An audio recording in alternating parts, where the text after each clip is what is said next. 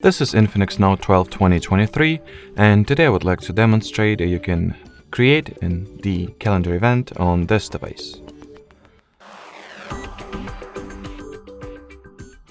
So first step is to obviously launch the calendar app.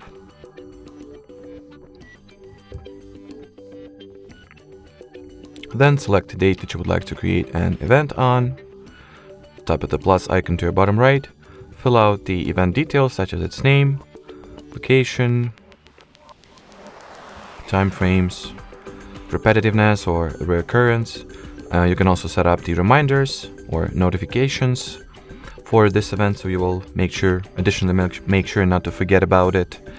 You can change the Google account it will be saved to and time zone. In here you can add up the description or some brief note and then just save the changes.